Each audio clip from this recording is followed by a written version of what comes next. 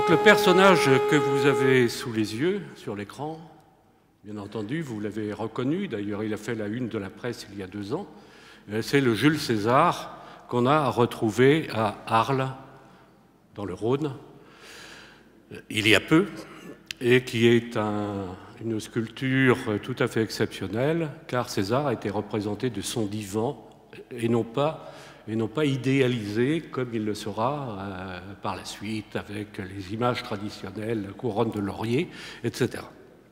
Alors nous commençons par Jules César parce que nous allons nous situer dans l'année 52 avant Jésus-Christ. Jules César est né en 100, par conséquent, vous voyez l'âge qu'il peut avoir, 48 ans, et il s'est lancé dans la conquête de ce qu'on appelle la Gaule, ou plus exactement de ce que lui a appelé la Gaule. Car il nous a indiqué que la Gaule était limitée d'une part par l'océan Atlantique. Pourquoi ça ne veut pas se mettre ça? Voilà. D'une part par l'océan Atlantique et d'autre part par le Rhin. C'est-à-dire que César a fait, comme beaucoup de conquérants, délimiter un pays en disant « j'ai conquis quelque chose d'homogène », alors qu'en réalité ce n'était pas du tout le cas.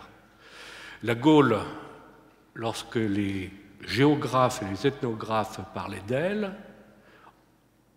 en langue latine, voulait dire la même chose que ce que les ethnographes grecs désignaient sous le terme de celtique, celtiqué, c'est-à-dire un ensemble de peuples sans aucune homogénéité qui s'étendait de l'Atlantique jusqu'au-delà de la région de Budapest. Donc il y avait 100, 120, peut-être 130, on ne les connaît pas tous. Les mieux connus sont évidemment ceux que décrit César, qui étaient chacun des entités en théorie autonomes, même si parfois les uns étaient soumis à d'autres, ou se créaient des réseaux d'alliances ou des réseaux matrimoniaux, etc., etc. Donc, considérons que la Gaule, telle que nous l'entendons aujourd'hui, est une pure création de César, qui, lorsqu'il a terminé sa conquête, a dit « la Gaule s'arrête au Rhin », de la même manière que, comme on disait tout à l'heure, Brazza a défini le Congo, ou Lyoté le Maroc, ou qu'on a fait des frontières, après tout, après la Seconde Guerre mondiale, hein, Roosevelt, Staline, Churchill, on définit la Hongrie, qui n'était plus du tout la Hongrie d'avant, et les guerres des Balkans ne sont pas étrangères, de fait, à ce genre de conduite. Bon, passons.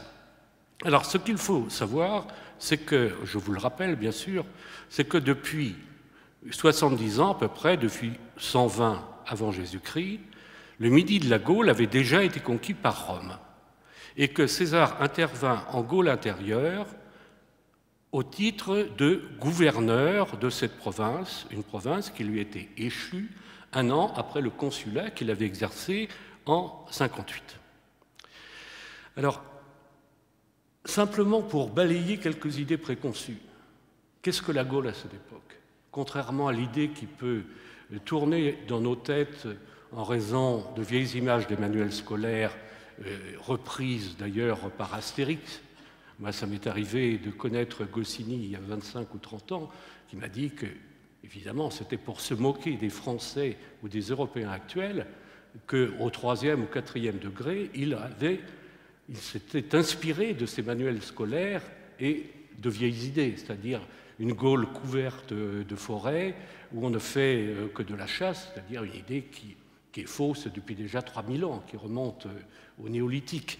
Donc, en réalité, ce que nous savons, à partir des photos aériennes, notamment, c'est que la Gaule, à l'époque césarienne, était une terre agricole très riche, couverte de fermes, dont les traces, vous voyez, peuvent ressurgir sur ces photos qui nous permettent donc de reconstituer de grands bâtiments avec des clôtures, avec des champs, ou encore sur cette autre photo, moi je ne vois rien, mais j'espère que vous voyez mieux que moi.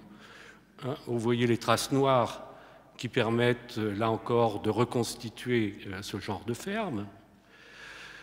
Et nous avons même pu faire des opérations d'archéologie expérimentale, c'est-à-dire qu'à partir de ces formes de paysages, à partir de graines, à partir de la paléobotanique, eh bien, on peut savoir quelles étaient les cultures qui étaient les cultures principales de l'époque. Ce sont essentiellement des céréales et des légumineuses. C'est une forme de blé, par exemple, qui n'a pas assez de gluten pour permettre de faire du pain, mais qu'on mange plutôt comme nous on mangerait les flocons d'avoine. Beaucoup de lentilles, beaucoup de haricots, toutes sortes de légumineuses.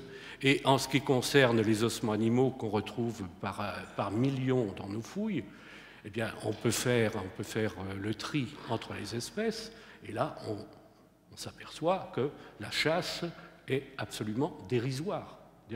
Au mieux, c'est 1%, et c'est un sport, comme un sport de noble, comme un petit peu à notre époque ou chez les Anglais du 19e. Et ce que mangent les Gaulois, ce sont ces trois espèces, essentiellement du bœuf, disons dans le centre de la Gaule, beaucoup de cochons, et parfois dans le nord on mange aussi les chevaux une fois qu'ils ont servi. Le midi, la chèvre, le mouton, bien entendu, mais comme je vous ai dit, c'est déjà une province romaine. Et ce que je vous montre ici, c'est la différence entre les tailles de l'époque gauloise et les tailles de l'époque romaine, qui sont à peu près les tailles actuelles. Passons. Donc, une Gaule semée d'exploitations agricoles, mais c'est grâce à la photo aérienne, on peut en retrouver tous les 500 mètres. C'est un maillage extraordinaire. Et puis, de temps en temps, dans les campagnes, d'énormes constructions, comme voici un plan, mais on verra mieux. Un fossé, vous voyez la taille, entourant l'une de ces grandes constructions, hein, c'est ce que vous avez ici, voilà. Et à l'intérieur, ça ne marche plus. Qu'est-ce que j'ai fait? Ça n'a plus marché. Est-ce qu'il y a un technicien qui peut m'aider ou j'ai appuyé sur une mauvaise touche?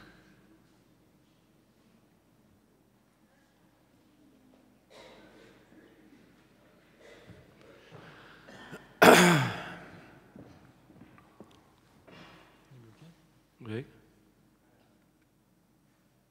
Ah bon, c'est tout? Oui. Très bien, merci. Et voilà à peu près l'image qu'on peut, disons, imaginer aujourd'hui de ce genre de fortification rurale.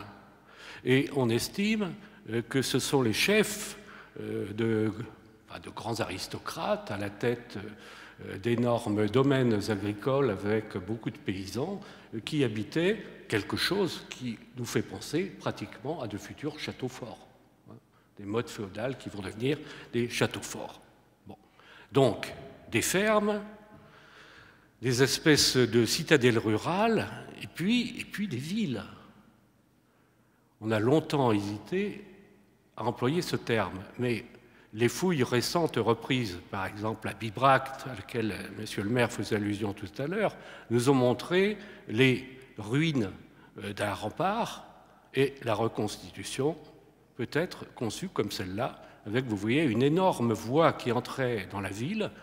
C'est l'équivalent d'une route nationale à 4 voies, une grande porte, des remparts faits à la fois de terre et de poutres de bois, et à l'intérieur, eh bien, des maisons le long des voies, et puis évidemment un intérieur un peu plus clairsemé éventuellement, avec là aussi quelques pâturages permettant en cas de coup dur de faire venir les troupeaux à l'intérieur de la défense.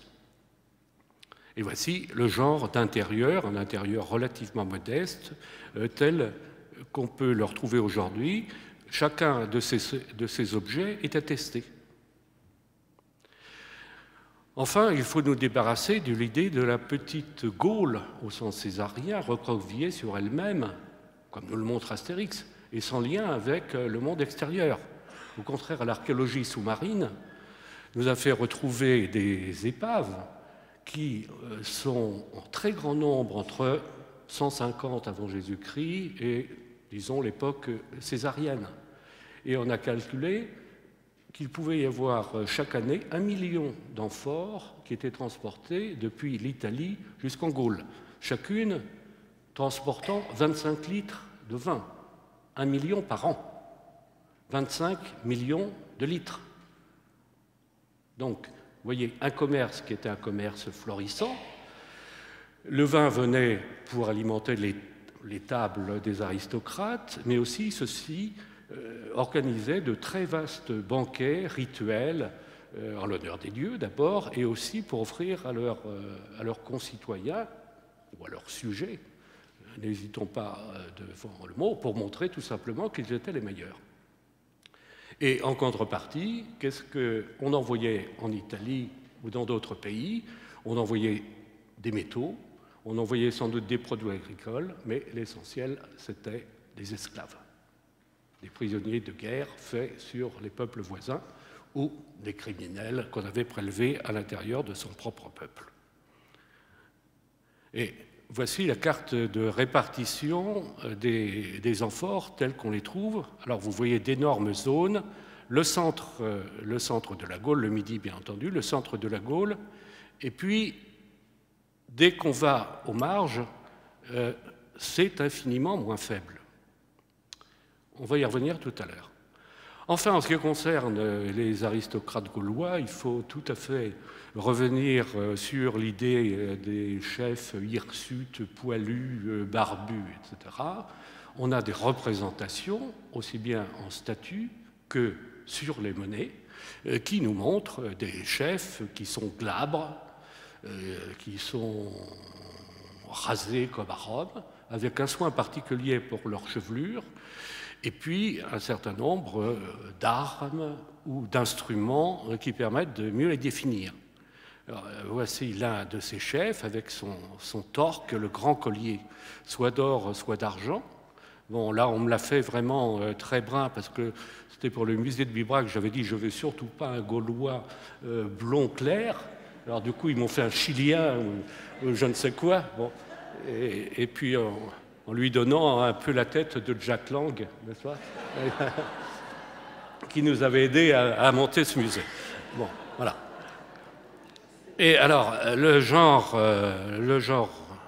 donc, d'objets symboliques qui les accompagnent, ce sont des grandes enseignes, donc au bout d'une hampe, représentant un sanglier ou un autre animal, et puis surtout la grande trompette gauloise, la carnix, qu'on avait jusqu'à présent que dans des représentations. Or, voilà, avec une tête de dragon, vous voyez. Or, une fouille, il y a 3 ans, vient de trouver un amas d'objets en bronze en Corrèze, dans un petit sanctuaire de Corrèze. Et vous voyez, on est en train de le fouiller. Et qu'est-ce qu'on trouve? On trouve des fragments d'enseignes, des fragments de ces trompettes de guerre. Et on s'est aperçu que ces trompettes, voilà, comme ça, eh bien, les représentations n'en donnaient pas toute la richesse, puisqu'on s'est aperçu qu'il y avait une langue à l'intérieur, fixée par de petits rivets, et des lames métalliques dans les oreilles. Ce qui fait que quand on soufflait dans cette trompette, il y avait la langue qui faisait bleu, bleu, bleu, bleu, bleu, les oreilles qui bougeaient, et les auteurs anciens nous disent que la trompette provoquait un bruit absolument épouvantable qui glaçait les ennemis de terreur. Alors, on revient à César. Donc, je vous l'ai dit, on est en 52 avant Jésus-Christ. Ça fait la 7e année de guerre. Il est là depuis 1958. Et pendant les premières années, qu'est-ce qu'il a fait? Eh bien, avec l'aide de peuples du Midi, mais aussi l'aide de tous les grands peuples du centre, qui étaient ses alliés pendant des années, il a essayé de mettre à raison les peuples périphériques. Ceux dont je montrais il y a un instant qu'ils avaient échappé, ou qu'ils échappaient à la domination économique méditerranéenne.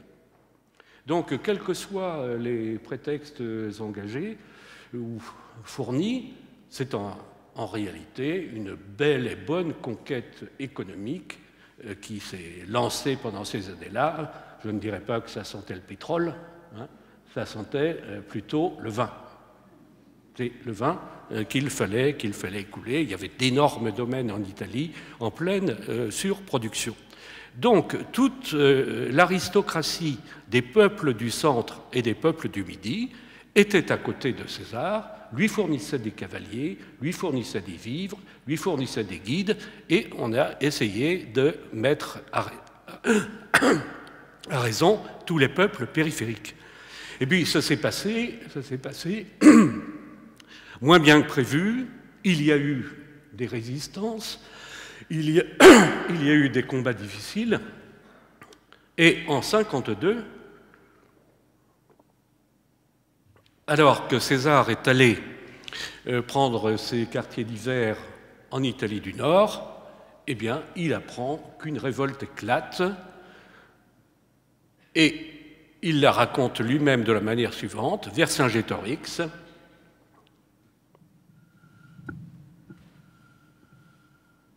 c'est bien comme ça, Vercingétorix, fils de Keltilos, Arverne, jeune homme qui était parmi les plus puissants du pays. Alors, vous avez fait allusion, monsieur le ministre, tout à l'heure, au jeune Vercingétorix de 20 ans, hein, que décrivait un manuel scolaire. Mais en réalité, si on va voir les textes, on s'aperçoit que le mot, c'est terrible, je n'arrive pas, le mot c'est adolescens. Et c'est comme ça que ça a été toujours traduit, jeune homme ou petit jeune homme ou adolescent. Mais en latin, le problème c'est que ça ne veut pas du tout dire ça. Un adolescens en latin, c'est quelqu'un qui n'a pas exercé encore de magistrature. Or, le plancher pour exercer une magistrature, c'est minimum 30 ans. Donc tout ce qu'on peut tirer normalement de ce texte, c'est qu'il avait peut-être moins de 30 ans, et qu'en tout cas, il n'avait pas exercé de magistrature. Donc, Vercingétorix fomente une révolte dans le pays arverne. Je vais aller très vite sur les événements. Fédère d'abord les peuples qui, vous voyez, sont les peuples périphériques, dont on a parlé tout à l'heure, en grande partie. Puis ensuite, va se faire rejoindre par bien d'autres. Alors, en 2 mots, les campagnes. César avait ses troupes qui étaient du côté de Sens. La révolte a éclaté à Orléans, Kénaboum. Il y a eu un acte très fort où les Carnutes, c'était le peuple qui avait Orléans comme l'une de ses grandes villes. Donc c'est ce peuple qui avait, pour donner un signal fort, mis à mort les négociants romains installés dans cette ville. Donc César prend la ville d'Orléans, puis descend jusqu'à Bourges. Pourquoi? Parce que, nous dit-il lui-même, Vercingétorix s'est mis à utiliser des stratégies qu'aucun chef gaulois n'avait jusqu'alors employées. La première, fortifier les camps. Auparavant, les Gaulois ne faisaient pas de camps, ils étaient un peu comme les Indiens, hein, c'était les chariots, et on se mettait au milieu. D'autre part, faire régner une discipline de fer, et enfin, politique de la terre brûlée. C'est-à-dire, on rase les fermes, on fait brûler les greniers, on fait brûler les villages, il faut que César soit affamé. N'oubliez pas que l'armée de César, c'est 12 légions. 12 légions, ça fait 48 000 hommes, 50 000 par là. Il faut prévoir autant de valets, de palefreniers, de muletiers, de gens de l'intendance, etc. Donc ça fait pas loin de 100 000 hommes. Et il faut nourrir tous les jours 100 000 hommes. C'est 500 tonnes. Donc, vous imaginez tout ce qu'il faut, et une fois que la technique de la terre brûlée et de la guérilla se met en marche, César est démuni. Or, une seule ville a été épargnée, c'est la ville de Bourges, qui est considérée comme la plus riche de toute la région, regorgeant de biens, regorgeant de vivres. Que fait donc César? Il va y mettre le siège. Bourges est bien défendu, un gros rempart. Vercingétorix, c'est derrière. Qu'est-ce qu'il attend? Il attend que son armée soit un peu plus expérimentée, et il attend aussi que l'armée de César se démoralise. On est en mars, il y a des giboulées, il fait froid, les vivres manquent de plus en plus. Bon, mais César fait construire une terrasse gigantesque, avec une terrasse sur rouleau, sur roue, avec de grandes tours en bois, un parapet sur les tours, un toit. Les soldats montent et peuvent surmonter les murailles de Bourges. Ils criblent de flèches, de balles de catapulte, etc., les défenseurs, s'emparent de la ville. Vercingétorix n'a pas attaqué, César a gagné. Et donc il se refait.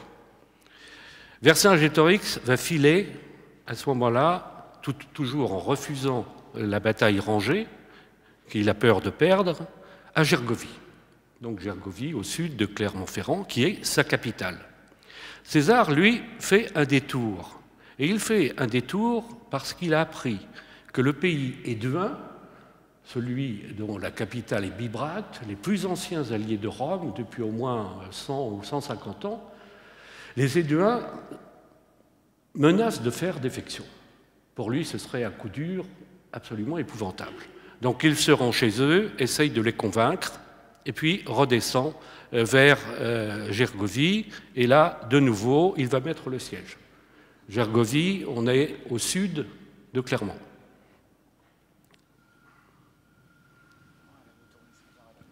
Ah, je tourne sans arrêt la tête. Oui, ben... Il faudrait mettre une vis, un collier, je ne sais pas. Mais non, mais je regarde quand même. Bon, on est au sud de Clermont-Ferrand. Le site de Gergovie est connu depuis Napoléon III, j'y reviendrai tout à l'heure. Les numéros que vous voyez ici, qui concernent une partie des travaux césariens, ont été vérifiés ces toutes dernières années par des fouilles de sauvetage au moment où on construisait des pavillons, des grands magasins, des trucs comme ça. Alors voici certains archéologues en train de retrouver des amphores, voici des fossés construits par César, voici des traits de catapultes qu'on a retrouvés dans ces fossés. Alors il ne faut pas imaginer que ce soit des petites flèches, hein. Ça fait 70 cm de haut. Donc quand vous recevez ça, c'est capable de percer d'énormes défenses, d'énormes planches. Et quand vous recevez ça, il faut penser à autre chose, je crois. Bien. Et alors, qu'est-ce qui se passe? J'en reviens un peu en arrière. Qu'est-ce qui se passe? Donc César met le siège devant Gergovie, nous dit qu'il fait un assaut, qu'il considère avoir donné une bonne leçon aux Gaulois et qu'il s'en va.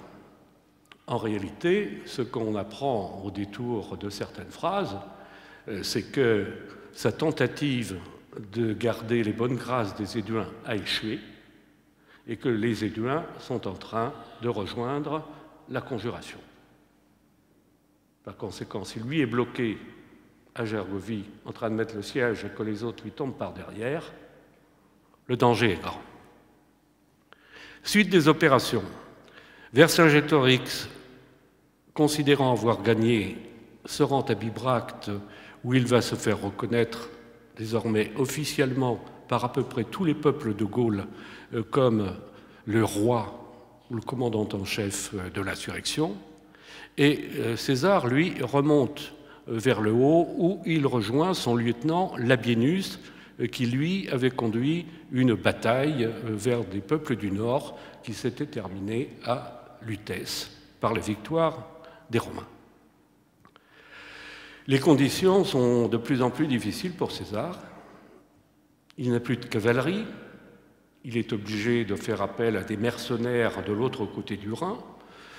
Il manque de plus en plus de vivres et donc il décide de rejoindre soit sa province de Gaule transalpine, soit l'Italie. On ne sait pas exactement quelles étaient ses intentions, pour la simple raison que Vercingétorix vient interrompre la descente de César vers le sud, lui impose une bataille de cavalerie que César remporte de peu grâce à ses mercenaires germains, et Vercingétorix va s'enfermer à Alésia, ici même. Donc, Monsieur le maire me posait tout à l'heure la question, je vais en dire juste un mot. À mes yeux, il ne fait strictement aucun doute qu'Alésia soit bien Alys-Sainte-Reine.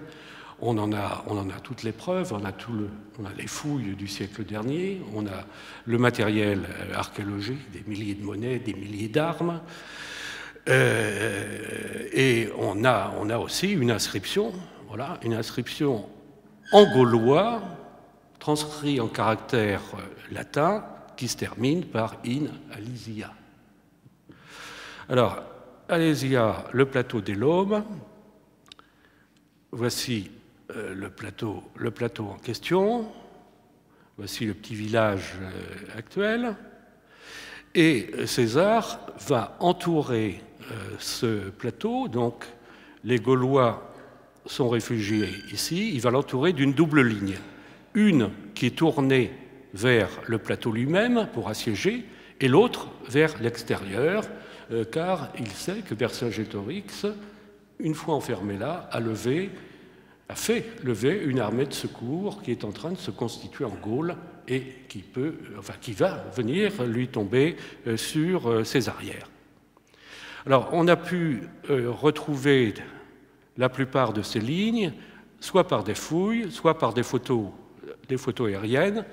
Moi qui ne vois absolument rien sur cet écran, j'espère que vous voyez mieux que moi les traces noires, qui sont ici matérialisées par des traits. Donc c'est les traces des fortifications césariennes et de ces camps.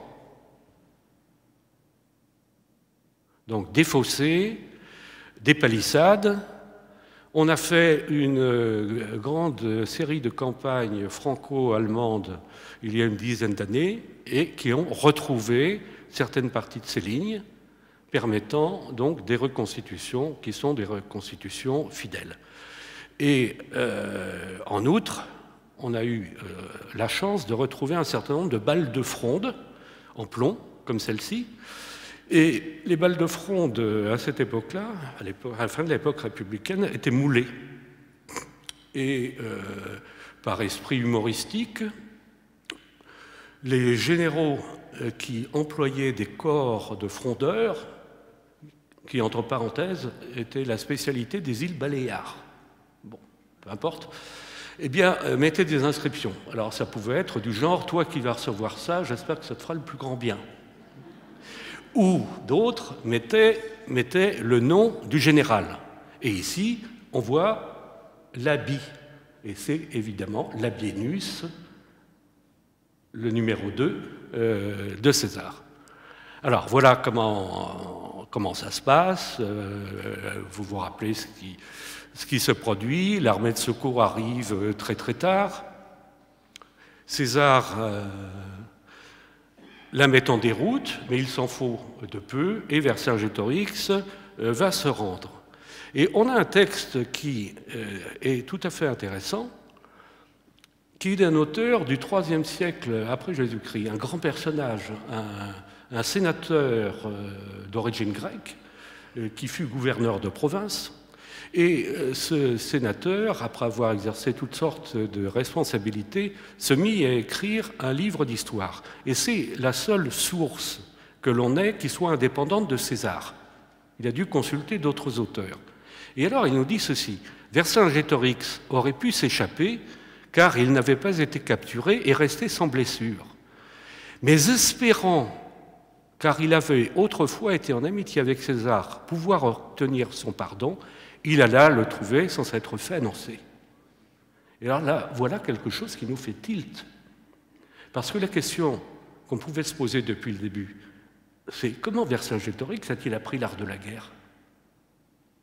Comment a-t-il appris à fortifier les camps? Comment a-t-il appris la technique de la terre brûlée? Comment a-t-il appris à former des légions? Et la stratégie qu'il a suivie, c'est une stratégie qui est une stratégie tout à fait romaine et classique. C'est ce qu'on appelle l'abcès de fixation. On vous bloque à un endroit précis et on va venir vous prendre par l'arrière, à Bourges. César veut Bourges, il l'entoure, et Vercingétorix, une fois les troupes démoralisées, peut venir attaquer. Ça n'a pas marché. Mais à Gergovie, pareil. César bloque, les Éduins vont arriver par derrière. Alésia, pareil. Il est autour d'Alésia, et l'armée de secours va venir, et on espère qu'elle va l'emporter. Alors, la conclusion qu'on peut tirer d'un tel texte, c'est que, vraisemblablement, Vercingétorix a été dans l'état-major de César pendant les premières années de la guerre des Gaules. Il était l'un des jeunes chefs alliés de César, qui était en même temps peut-être une garantie, je ne dirais pas un otage, et qui, avec lui, a appris l'essentiel de ce qu'il a su. Donc, encore un an, mais la Gaule est vaincue, César l'a emportée. Et pendant des siècles, on ne parlera plus ni de Vercingétorix ni des Gaulois. Celui qui compte, c'est César. Les Francs, d'où sort la noblesse, hein, avec les mythiques Mérovée et surtout Clovis et les successeurs, n'accordent aucune espèce d'intérêt à ces barbares. En revanche, César va être lu, relu, commenté. C'est un des livres de chevet des petits dauphins de France. Henri IV l'a traduit, Louis XIII en a traduit un chapitre, Louis XIV a fait un commentaire, etc., etc. Là, il trouvait de superbes leçons d'art militaire et des leçons d'art politique. Alors, comment est-ce que les Gaulois sont redevenus un peu sur le devant de la scène? Eh bien, de manière extrêmement curieuse. Tout commence au XVIIe et surtout au XVIIIe siècle en Angleterre, par la redécouverte des monuments mégalithiques, c'est-à-dire les grands ensembles comme celui-ci, Stonehenge, hein, ou comme Avebury, ou comme en Bretagne, Locmariaquer ou Carnac. Et comme Goscinny l'a fait pour s'amuser, eh bien, on met en relation les Gaulois et le mégalithisme. Alors il faut bien se rappeler qu'à cette époque, et ça va durer jusque pas loin de la fin du XIXe siècle, on n'a aucune idée de la préhistoire. On est encore dans le calendrier biblique. On considère que l'homme est arrivé 2000 ou 2400 ans avant Jésus-Christ, qu'il a vécu en même temps que les mammouths. Donc il ne faut pas s'étonner qu'on puisse, à cette époque-là, mélanger tout ça. Et donc il y a une théorie qu'un certain William Stockley développe en Angleterre, selon laquelle ces grands monuments mégalithiques, c'étaient les temples des druides. Vous voyez, The History of the Temples of the Ancient Celts. Donc les Celtes, les druides, les Gaulois, tout ça va ensemble. Et ça a d'autant plus de succès que très vite s'organisent des mouvements druidiques et qu'il y a de grandes cérémonies qui sont faites à Stonehenge dès le début du XVIIIe siècle. Vous savez qu'en Angleterre, les écoles druidiques ont eu une fortune incroyable, ce qui est encore le cas à l'heure actuelle. le duc d'Édimbourg ou le prince Charles, sont des grands dignitaires d'ordre druidique. De même, nous en avons en France. Alors, pour la plupart, disons folkloriques, mais certains mouvements horriblement dangereux et plus que liés à l'extrême droite. Donc, voilà quelque chose qui remet les Celtes et les Gaulois à l'ordre du jour. Et puis, aux alentours de 1765, il y a une œuvre tout à fait étrange qui va d'ailleurs marquer la littérature moderne de façon profonde. Un certain James Macpherson, un Écossais, publie un petit livre qui est, dit-il, la traduction en anglais de mythes, de chansons, de poèmes qu'il a recueillis en se baladant dans les montagnes ou dans les landes ou dans les forêts d'Écosse, d'Irlande et du Pays de Galles. Et que dit ce poème? Eh bien, ce sont les chants composés par un barde celte, un barde gaulois, qui en même temps est un grand guerrier et qui vivait au IIIe siècle après Jésus-Christ. Et alors, il raconte sa vie, ses combats, l'atmosphère de son temps. Et cet homme s'appelle Ossian. Et le tableau qu'il dépeint, c'est un tableau qui va s'imposer avec une force incroyable. C'est la nature déchaînée, c'est les mégalithes, comme vous voyez, c'est les druides échevelés, c'est le chêne, le gui, mais en même temps la pureté, en même temps l'amour, la violence. Enfin, c'est le phénomène qu'on appelle l'ossianisme et qui est le véritable pré-romantisme. Et c'est cet Ossian qui, du coup, redonne aux Gaulois et aux Celtes une popularité qu'ils n'avaient absolument pas, et ça par le biais de la littérature. Alors arrive la Révolution française. La Révolution française ne s'occupe guère des Celtes ni des Gaulois, elle se réclame plutôt de la République romaine ou de Sparte. À une exception près, l'abbé Sieyès, celui qui a écrit « Qu'est-ce que le tiers-État ?», tient le raisonnement suivant. La noblesse, ses privilèges, ils viennent de la conquête franque, ils viennent du droit de conquête. Mais qui les Francs avaient-ils conquis? Ils avaient conquis les populations qui étaient là. Et ces populations, c'était quoi?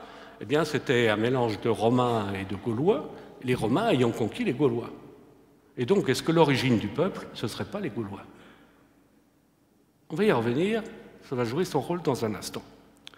Mais revenons à Ossian, celui qui fait la synthèse entre, d'une part, le mégalithisme et, d'autre part, l'ossianisme, c'est M.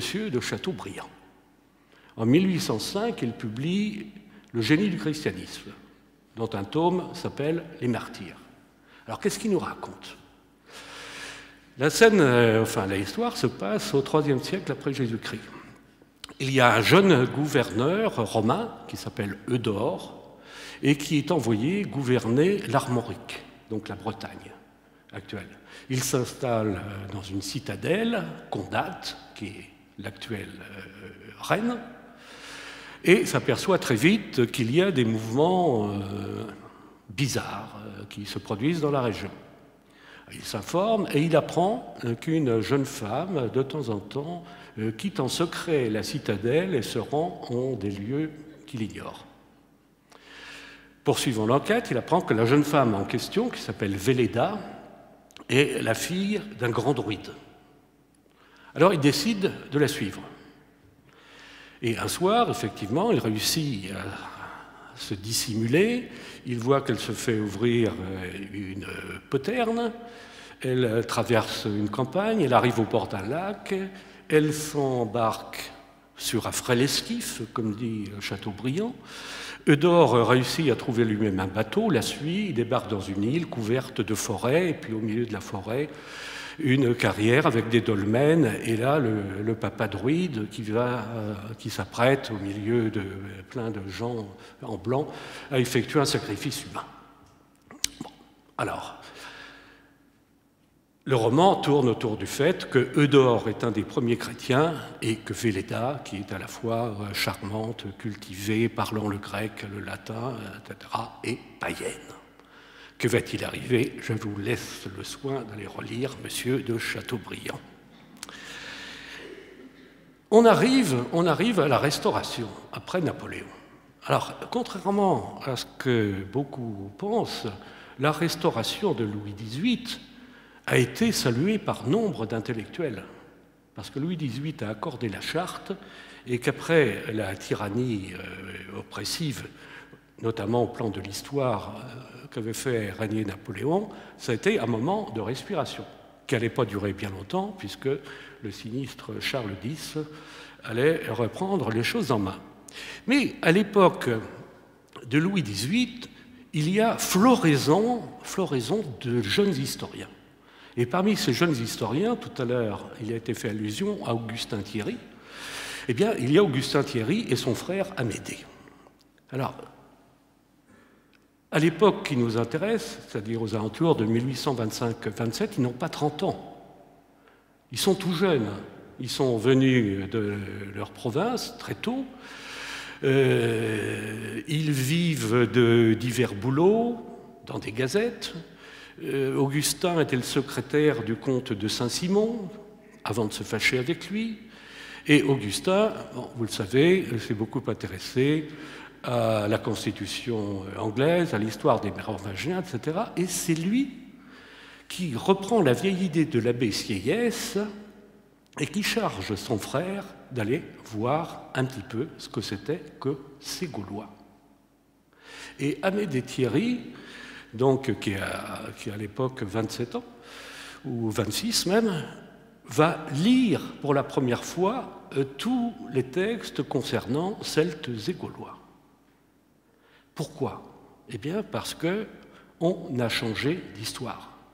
Jusqu'alors, l'histoire, c'est l'histoire de la monarchie, c'est l'histoire des dynasties, on prend les rois les uns après les autres, et maintenant, on est tombé dans le XIXe siècle, on est tombé dans le siècle des nationalités, et on est tombé dans le siècle des histoires nationales.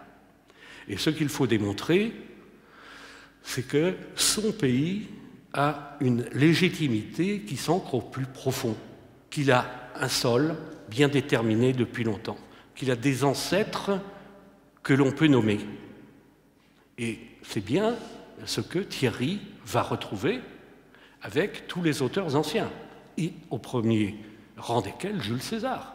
Jules César dit « la Gaule, ça va jusqu'au Rhin ». Bon, point la ligne. Les Gaulois, c'est les plus anciens habitants. Point la ligne. Nous, on a ça, contrairement à tant d'autres peuples. Alors, Thierry va écrire cette histoire des Gaulois et il va aussi tomber sur la guerre des Gaules et sur Vercingétorix. Or, il faut voir que les deux Thierry sont très liés au romantisme. Ils sont très liés à Victor Hugo, sont liés à Vigny, sont liés à Musset. Et au fond, quand on y réfléchit, c'est en 1827 que sort le bouquin de Thierry, L'histoire des Gaulois. 1827, hein, la préface de Ruy Blas, Hernani, c'est l'année de Cromwell, pardon. Hernani, c'est l'année suivante. Ruy Blas, c'est 3 ans après. Or, Vercingétorix, c'est quoi? C'est un Hernani, c'est un Ruy Blas. C'est un jeune héros qui a appelé comme ça à la révolte, qui a donné sa vie et qui est tombé victime de l'oppression de la même manière qu'Hernani ou Ruy Blas. Et puis arrivent les Trois Glorieuses. Louis-Philippe, roi des Français, le drapeau tricolore. Et c'est à cette époque que l'on dit que les historiens ont été au pouvoir, ce qui est loin d'être faux. Le Premier ministre a été Guizot, qui était un historien. Mais il y a quelque chose qui a énormément marqué, et qui nous marque encore. Ce monsieur, il s'appelle Henri Martin. Henri Martin, on connaît tous des boulevards Henri Martin, des avenues Henri Martin, des rues Henri Martin. Généralement, on ne sait pas qui c'est. Eh bien, c'était un jeune Picard qui était né en 1810 à Saint-Quentin, d'une famille de notaires, de juristes, et qui littéralement étouffait. À 20 ans, il se barre de Saint-Quentin, il monte à Paris, il arrive la veille des Trois Glorieuses. C'est la Révolution, avec d'autres. Et là, il se lie à différents milieux, et notamment avec un fameux bibliophile qui s'appelle Jacob. Et ils ont tous les deux l'idée d'écrire une histoire de France qui irait depuis les Gaulois jusqu'à la Révolution de 1830. Ils commencent par faire une histoire qui serait composée d'extraits de différents auteurs. Bon, et puis Martin trouve que c'est moche, et donc se lance lui-même à écrire son histoire. Et il a cette idée géniale de remplacer les phases principales de l'histoire de France, qui autrefois étaient celles des dynasties, par des héros. Et c'est là qu'on voit apparaître Jeanne d'Arc, Louis XI, etc., jusqu'aux soldats de Valmy. Et le premier héros, bien entendu, c'est Vercingétorix. Et à partir de cette histoire de Henri Martin, qui a eu un succès considérable, Henri Martin a été un homme pour lequel, ultérieurement, on a pensé pour la présidence de la République quand on a appris que Jules Grévy était malade. Il est mort avant Grévy. Il était au Sénat, il était chargé d'honneur. Pas étonnant qu'il y ait les grandes avenues qui lui soient consacrées. Donc, c'est ce mélange de héros romantiques et de héros de l'histoire nationale qui s'allie d'abord dans la figure de Vercingétorix. Avec, regardez, c'est un des premiers tableaux qui lui a été consacré, une figure qui est quasiment une figure aussi christique. C'est romantique et christique. Et alors les tableaux, ou encore celui-là, où c'est un jeune dieu, hein, comme Apollon, et pas du tout le moustachu. Donc, à partir de là, foisonnement, je n'ai pas le temps de m'étendre là-dessus, d'œuvres littéraires, de poèmes, d'opéras. La Norma de Bellini est de 1828, et là aussi c'est une druidesse, hein, rappelez-vous. Donc les Gaulois et Vercingétorix vont peu à peu envahir le monde cultivé. Et puis, Napoléon III. Napoléon III décide d'écrire une histoire de Jules César. Pourquoi ? Il ne s'en cache pas, il le dit dans sa préface pour démontrer que le césarisme fait le bonheur des peuples. Voyez, dit-il, Alexandre, voyez César, voyez Napoléon Ier, bon, suivez mon regard, probablement pour la suite. Alors, il aurait pu très bien se contenter de l'époque postérieure à la guerre des Gaules, c'est-à-dire lorsque César, ayant pris tous les instruments du pouvoir en main, va faire un certain nombre des réformes qui sont les plus importantes qu'il ait faites, mais non. Napoléon est un homme sérieux et il décide de suivre la vie de Jules César du début jusqu'à la fin. Il consacre un premier tome depuis la naissance de César jusqu'à son consulat et un deuxième tome à la guerre des Gaules. Il n'aura pas le temps d'écrire le troisième puisqu'il aura été vaincu, autrement dit le seul qui lui tenait n'aura jamais vu le jour. Peu importe. Voici le bureau de Napoléon III aux Tuileries. Alors évidemment, vous ne pouvez pas apercevoir sur ce meuble les étiquettes, mais c'est un meuble à classeur à tiroir, avec des noms de peuples, des noms de villes, des noms de batailles, etc. C'est-à-dire Napoléon a voulu écrire l'histoire la plus rigoureuse qui soit, et pour ce faire, s'est entouré d'une commission des meilleurs historiens de l'époque, avec des gens qu'on connaît bien, comme Prosper Mérimée ou Victor Duruy, d'autres qu'on connaît moins bien, Félix de Saucy, un grand numismate, des gens comme ça. Il a fait des expérimentations au parc de Meudon, en faisant qu'on connaît moins bien, Félix de Saucy, un grand numismate, des gens comme ça.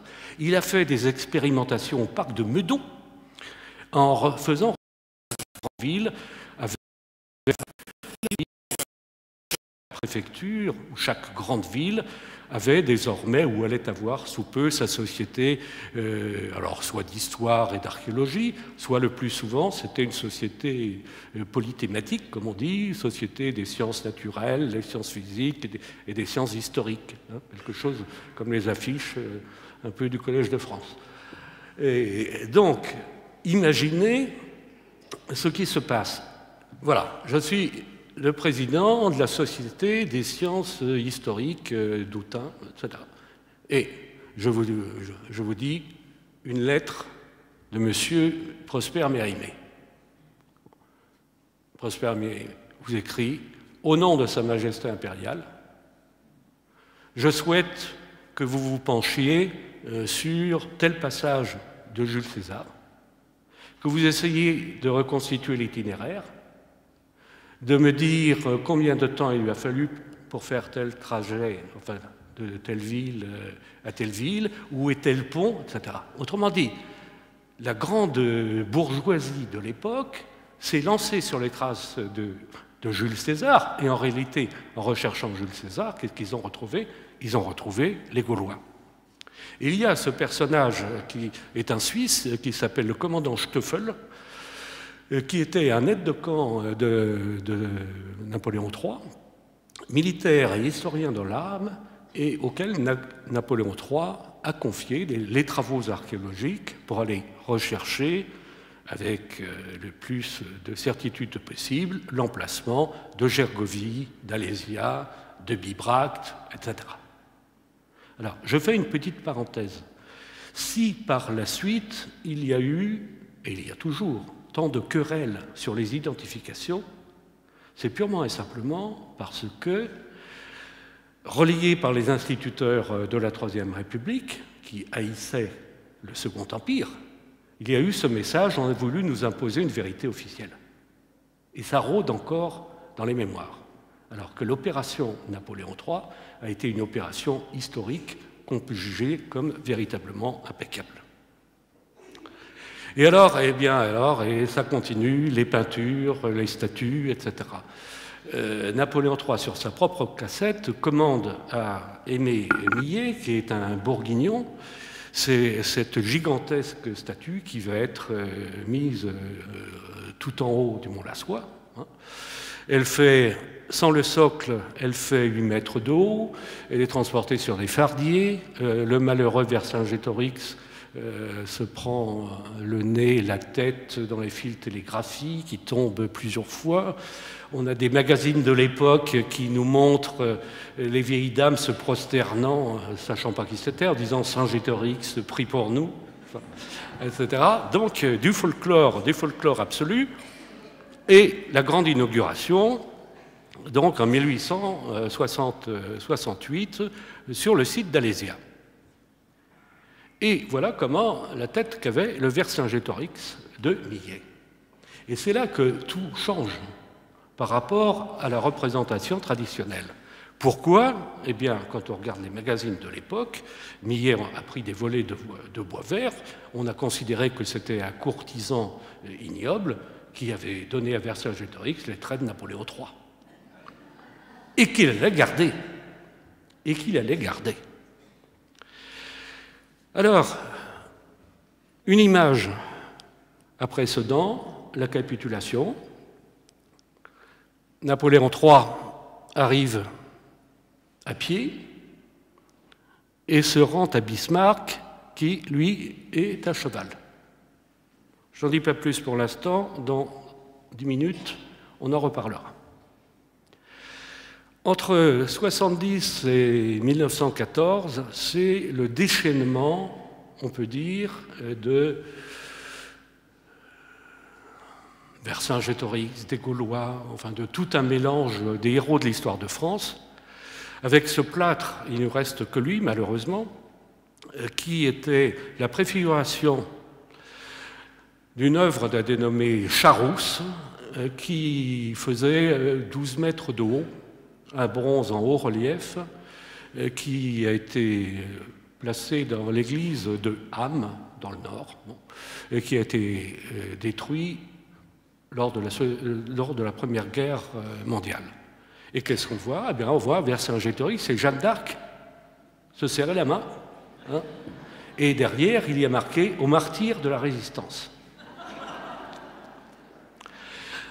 Autre événement qui a beaucoup compté, c'est à cette époque, fin Napoléon III, début Troisième République, que paraissent un certain nombre de petites feuilles de chou, si j'ose dire, c'est-à-dire c'est un grand papier plié en quatre, qui donne des petits articles sur tout et n'importe quoi, toutes les sciences, bon, qui sont illustrés par des estampes.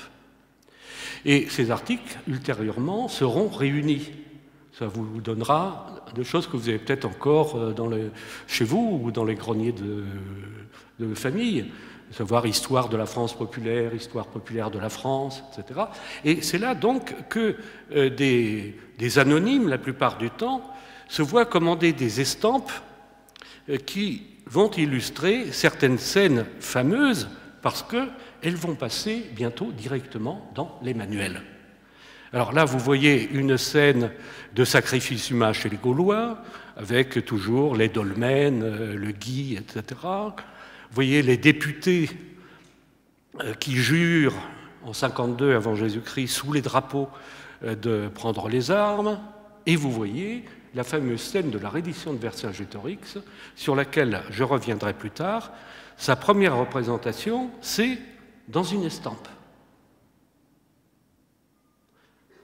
Et elle va devenir le thème de tableaux qui, cette fois, vont être de très grands tableaux. Voici la reddition telle que Lionel Royer l'a peinte, qui se trouve au musée du Puy-de-Dôme, et ça fait 8 mètres de large. Hein, c'est un truc absolument gigantesque. C'est même pas dans une salle, il n'y en avait pas d'assez grande. On l'a mis dans l'escalier d'honneur. Et là encore, c'est très intéressant parce qu'il faut réfléchir au message idéologique. Napoléon III, lorsqu'il a conclu son histoire l'histoire de la guerre des Gaules, son tome 2, disait Vercingétorix est mort en héros avec vaillance, etc. Mais il ajoutait, mais heureusement qu'il a perdu. Heureusement qu'il a perdu. Sinon, on ne serait pas devenu romain. On n'aurait pas connu la civilisation, l'ordre, la loi, etc. Hein, ces gens-là, quand même, malgré tout, c'était des barbares. Heureusement qu'on a perdu. Mais on a perdu avec panache. Et Alésia n'a pas empêché la Gaule de devenir ultérieurement la France. Et c'est le message qu'on trouve partout. Alors, Vercingétorix, vous voyez, arrive à cheval, jette ses armes aux pieds de César, bon, et qui est le plus noble, qui est le plus beau, qui est le plus vaillant, manifestement, c'est le Gaulois. César, lui, regardez son air cynique, les malabars qui sont derrière, enfin, le côté, là encore, le côté oppressant. Tableau de chevalet, tableau de maître, nos grands palais nationaux qui s'élèvent à l'époque, y compris la Sorbonne, 1880, c'est ces moments-là, eh bien le Sénat redécoré, sont couverts de fresques montrant des Gaulois. Alors, on en aurait pour 3 heures à les énumérer, je n'en montre que 2. Simplement des éclaireurs gaulois guettant l'arrivée des légions romaines, ou un Gaulois blessé, soigné par une infirmière encore plus démunie, n'est-ce pas, que les nôtres. Bon. Et puis des bronzes, qu'on a perdus parce qu'ils ont été fondus lors de la Première ou de la Seconde Guerre mondiale. Il y en avait un à Saint-Denis, il y en avait à Bordeaux, celui de Bordeaux, le voilà, il y en avait un peu partout. Bon. Mais évidemment, le message essentiel, et monsieur le ministre y a fait allusion tout à l'heure, c'est le message des manuels scolaires. L'instruction laïque obligatoire qui commence. Et regardez ce que le maître a écrit au tableau, tu seras soldat. Tu seras soldat. Et quelqu'un va jouer un rôle tout à fait important, c'est un personnage qui s'appelle Ernest Lavis. Les historiens le connaissent bien, c'est ce qu'on appelle le fondateur de l'histoire positiviste, mais en même temps, c'est un personnage qui a occupé des postes clés dans des cabinets ministériels, qui a été à la tête de l'enseignement supérieur, etc. Mais Lavis a aussi eu le souci d'instruire les jeunes. Et il a écrit ce fameux petit manuel qu'on appelle le Petit Lavis. Moi, je l'ai eu entre les mains, donc en 1944 ou 45. Et ce Petit Lavis, qui a eu des milliers de rééditions, qui est un des best-sellers sans doute de l'édition française, qu'est-ce qu'il nous montre? Voilà, regardons. Alors, il nous montre en haut un banquet gaulois. Banquet gaulois, puis abrégé de l'histoire, alors explication préparatoire, qu'est-ce qu'un peuple barbare? Bon,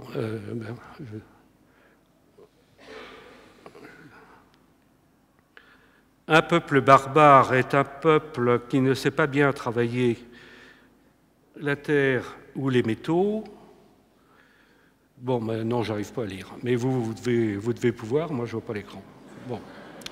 Alors, donc vous avez vu ce qu'est un peuple barbare, c'est les Gaulois. Qu'est-ce qu'un peuple civilisé? C'est le contraire du peuple barbare.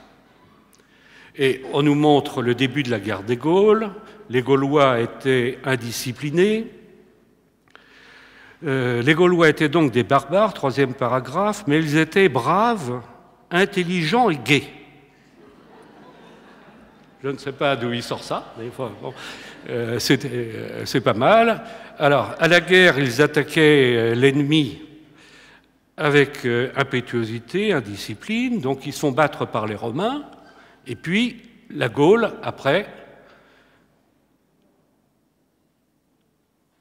Avant les Romains, les Gaulois habitaient de pauvres villages composés de huttes de terre, etc. Au temps des Romains, de belles villes furent bâties avec des monuments, dont plusieurs existent encore. Les riches Gaulois habitèrent de belles maisons, etc. Et puis, il y a le christianisme. Alors, ça, c'est le message de l'école publique. Mais il y a un autre volume qui a été encore récemment réédité, qui a eu un succès colossal, vous savez, c'est le Tour de Gaulle, le Tour de France par deux enfants, deux petits orphelins de Lorraine, les parents tués à la guerre de 70, ils prennent leur baluchon, ils vont aller vivre de petits boulots, donner des petits coups de main, et comme ça, ils vont parcourir la France entière, et ils verront un peu de tout, rien, des paysages, de l'industrie, des manufactures, et ils arrivent en Auvergne. Et là, on va parler de Vercingétorix. Il y a eu parmi nos pères et mères, dans le passé, des hommes et des femmes héroïques. Le récit de ce qu'ils ont fait de grand élève le cœur, excite à les imiter. La France, notre patrie, était bien longtemps de cela, presque entièrement couverte de grandes forêts. Il y avait peu de villes et la moindre ferme de votre village, enfant, vous y semblez sublime, enfin bon, un truc comme ça. Et puis, on raconte l'histoire de Vercingétorix, et à la fin, donc celui qui la raconte dit « Enfant, réfléchissez en votre cœur, demandez-vous lequel de ces deux hommes dans cette lutte fut le plus grand. Laquelle voudriez-vous avoir, vous, de l'âme héroïque du jeune Gaulois, défenseur de vos ancêtres, ou de l'âme ambitieuse et insensible du conquérant romain ?» Questionnaire qu'on peut dire légèrement orienté. Bon. Vous imaginez évidemment la réponse.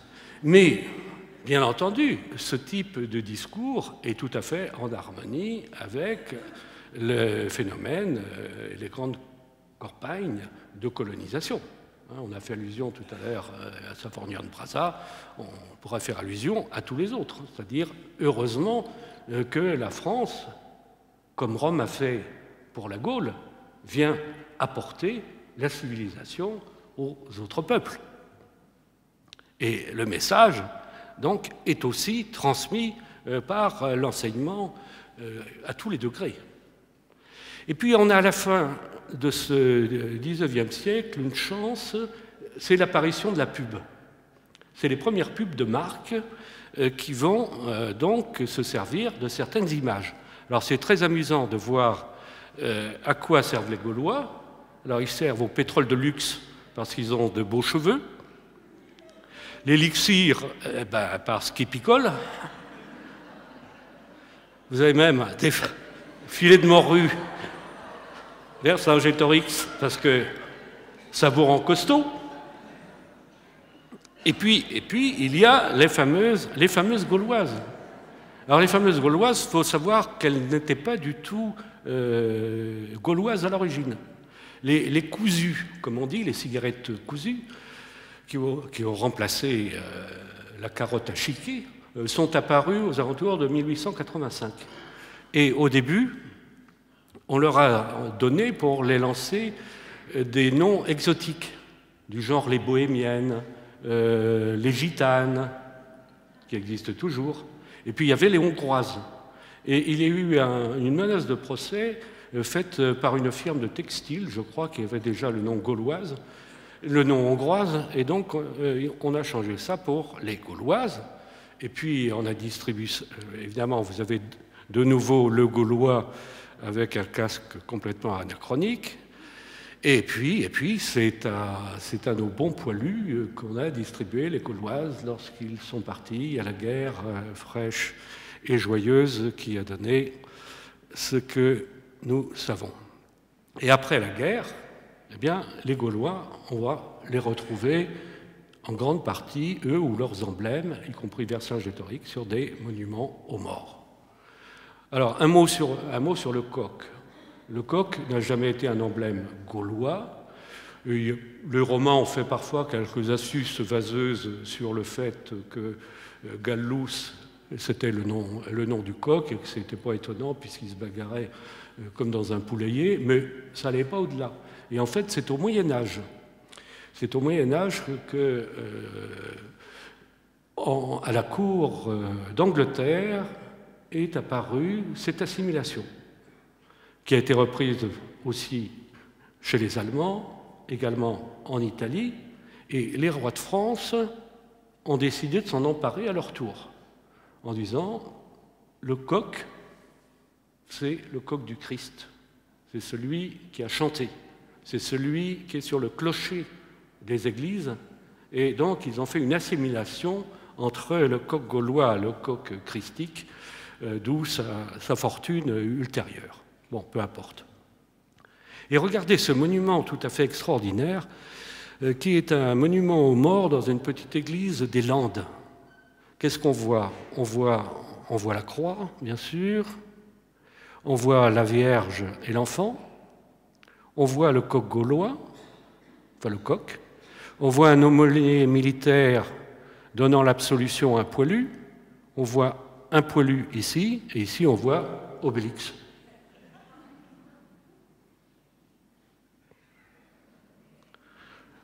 Je saute.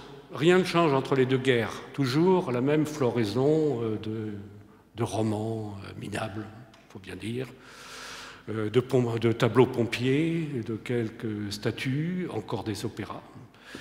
Et puis arrive la Deuxième Guerre mondiale, et vous savez que le maréchal Pétain, qui s'installe à Vichy, a fait abondamment appel à l'idéologie qu'il considère représentée par Vercingétorix et par la défaite d'Alésia. D'une défaite peut naître un bien, acceptons la nôtre, construisons un ordre nouveau. Et extrait d'une gazette de l'époque, à droite, M. José Germain fait le 3 septembre à l'Union littéraire de Vichy une conférence sur le culte des héros de Vercingétorix à Pétain. M. Carcopino a présidé la conférence à laquelle assistaient Mme Pétain et le général Hunsinger. Et pour lever la Légion, à qui fait-on appel? Aux Gaulois. Pour les chantiers de jeunesse, aux Gaulois. Les Gaulois sont partout et ils vont le rester encore. Je ne vais pas m'étendre sur la période qui va de la Deuxième Guerre mondiale jusqu'à aujourd'hui. La plupart d'entre nous l'avons connu à des titres divers, et puis il en reste des choses fortes comme des films, comme la BD, etc. Avant de conclure, je voudrais terminer sur la scène de la reddition, parce que c'est elle qui imprègne souvent les esprits. Vercingétorix, sortant d'Alésia, allant vers César, jetant ses armes à ses pieds, lui est à cheval, César est assis. Lorsque j'ai repris le dossier de Vercingétorix, je me suis dit, c'est pas possible. On n'a jamais vu ça dans l'histoire du monde. Rappelez-vous Napoléon III. Il arrive à pied, l'empereur, et Bismarck est à cheval. D'autre part, comment serait-il possible? On est le lendemain de la défaite. On est en train de brûler ou d'enterrer les morts. Mais Vercingétorix est toujours là-haut, avec ses Gaulois. Il va y avoir sur les retranchements des sentinelles, se disant, est-ce qu'ils ne vont pas tenter une dernière sortie? Comment est-il possible que la porte s'ouvre, Vercingétorix soit à cheval avec toutes ses armes, il va se rendre au camp de César? Mais il aurait été exterminé en l'espace de quelques secondes. Donc ça ne va pas. Mais si ça ne va pas, où trouver l'explication? Alors, relisons César. Le lendemain, Vercingétorix, le lendemain de la défaite, convoque l'Assemblée.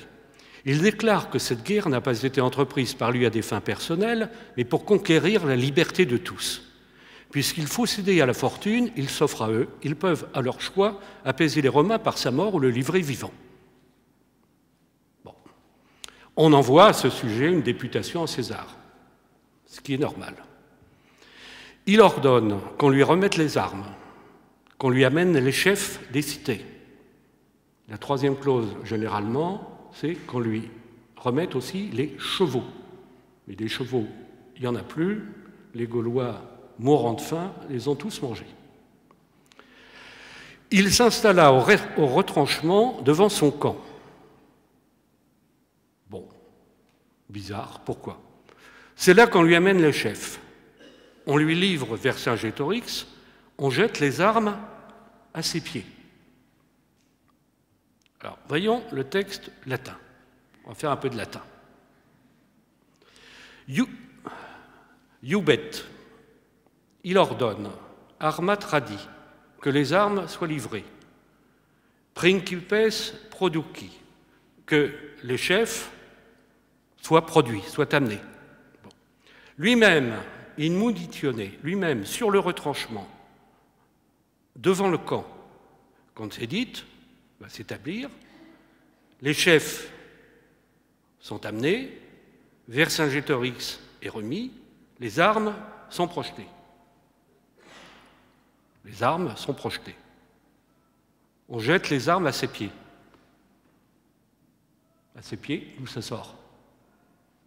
Les armes sont projetées. Alors, qu'est-ce que ça peut vouloir dire? Les armes sont projetées.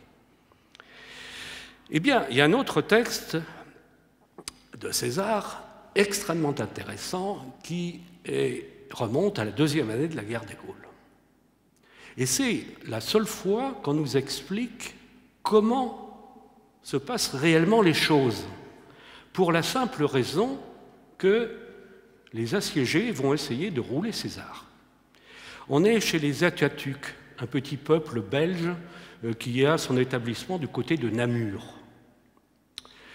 Donc César l'assiège, il commence à construire des machines de guerre, les types sont absolument épouvantés, ils n'ont jamais vu ça, et ils veulent se rendre.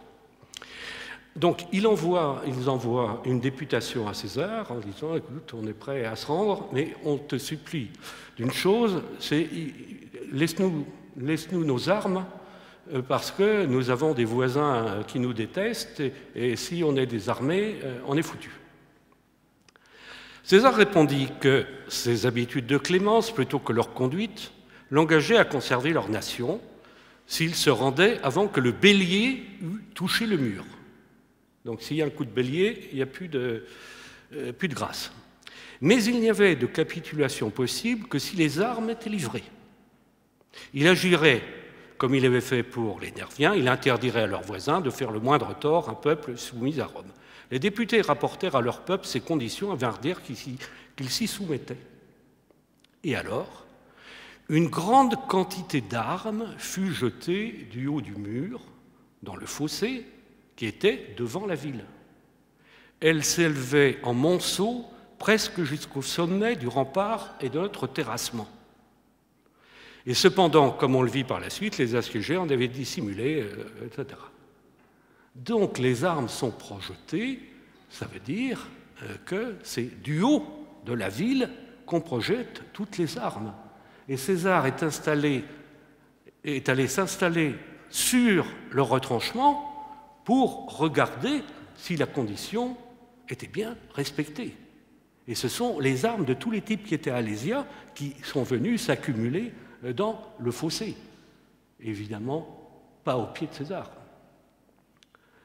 Alors, d'où est venue ensuite cette espèce de confusion extraordinaire? Eh bien, à mon sens, c'est parce que la fin de César, ce texte-là, n'était pas satisfaisant.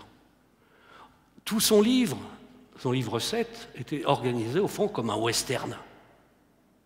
César contre Vercingétorix, vous aviez des affrontements, des trucs comme ça. On attend qu'ils sortent dans la rue, chacun à une extrémité, et puis le premier qui va dégainer. Or là, la fin est plate, on lui livre Vercingétorix. Point. Les armes sont jetées. Et alors, des esprits ultérieurs, des gens qui ressemblent un peu à notre Alexandre Dumas, se sont mis à broder autour de ça. Et la force de ces broderies a été telle que même quelqu'un qui est un grand savant, comme Constant, un des meilleurs latinistes qu'on ait eu, il a dans la tête ce cliché. Et il ne peut pas s'empêcher de mettre « on jette les armes à ses pieds ». La force du mental et la force aussi, sans doute, de tous ces tableaux que nous avons vus.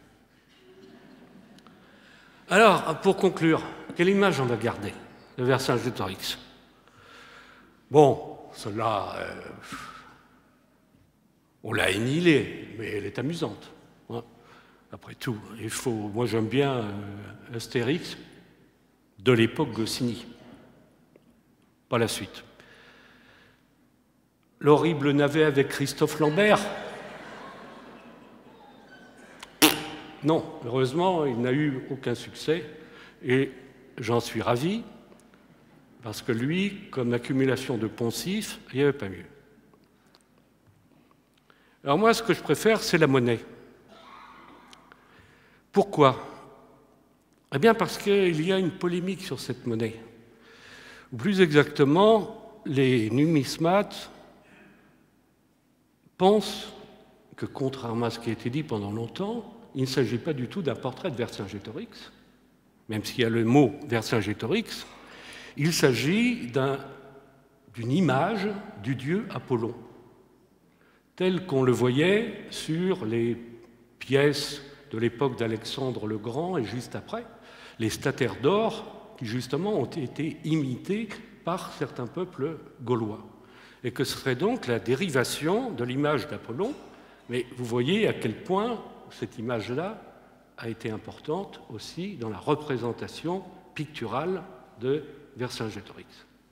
Alors, bon, c'est sans doute pas lui. Ça a peut-être une petite chance que ça soit lui, très faible. Mais moi, je ne peux pas m'empêcher de garder au fond du cœur ce qu'on m'a appris quand j'étais tout petit. Je garderai toujours l'image du jeune chef gaulois, hein, beau comme un dieu, héroïque, et qui a perdu. Je me rappelle des signes de piste, où on voyait les légions gauloises contre les Romains. Alors, bon, je sais bien que ce n'est pas vrai, Je sais bien que cette monnaie, elle a toute chance de représenter Apollon, mais on n'en est pas sûr à 100%, et il faut toujours qu'il y ait une petite part de mystère dans l'histoire, sinon ça ne vaut pas la peine d'en faire.